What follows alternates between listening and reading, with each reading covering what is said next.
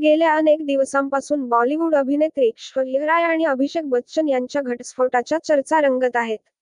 इतकंच नाही तर अभिषेकच्या आयुष्यात एका नव्या व्यक्तीने एंट्री घेतल्याचंही म्हटलं जातंय. सोशल मीडियावर याबाबत वेगवेगळे दावे करण्यात येत आहेत. अशात चाहत्यांना धक्का देणारी एक बातमी समोर आली आहे. ऐश्वर्याने खरंच घटस्फोट घेतल्याचं आता स्पष्ट झालं आहे. पण काळजी करू नका, कारण ही बातमी ऐश्वर्या राय बच्चन हिच्याबद्दल नाही तर साऊथचे सुपरस्टार रजनीकांत यांची लेक ऐश्वर्या रजनीकांतबद्दल आहे. दाक्षिणात्य सुपरस्टार रजनीकांतच्या लेकीचा आणि प्रसिद्ध अभिनेता धनुष यांचा अखेर घटस्फोट झाला आहे. दोघेही कायदेशीररित्या वेगळे झाले आहेत. त्यांनी 18 वर्षांच्या संसारानंतर घटस्फोटासाठी अर्ज केला होता.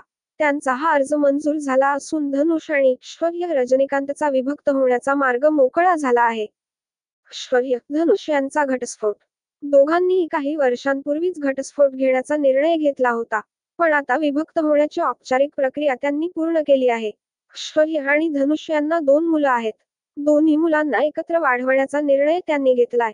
चेन्नई कौटुंबिक न्यायालयाने या जोडप्याला अधिकृत घटस्फोट मंजूर केला आहे.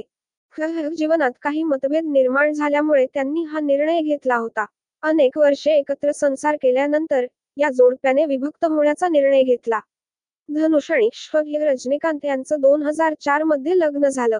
आता घटस्फोट झाला असला तरी त्यांच्या दोन्ही मुलांना ते एकत्र वाढवणार आहेत. धनुष अजूनही फिल्म इंडस्ट्रीमध्ये सक्रिय आहे, तर ऐश्वर्या सुद्धा आपल्या करिअरमध्ये उत्तमरित्या काम करत आहे. ऐश्वर्या ही चित्रपट निर्माती म्हणून दक्षिण चित्रपटसृष्टीत सक्रिय आहे. आता दोघेही विभक्त झाले आहेत. या बातमीमुळे त्यांच्या चाहत्यांना मोठा धक्का बसला आहे.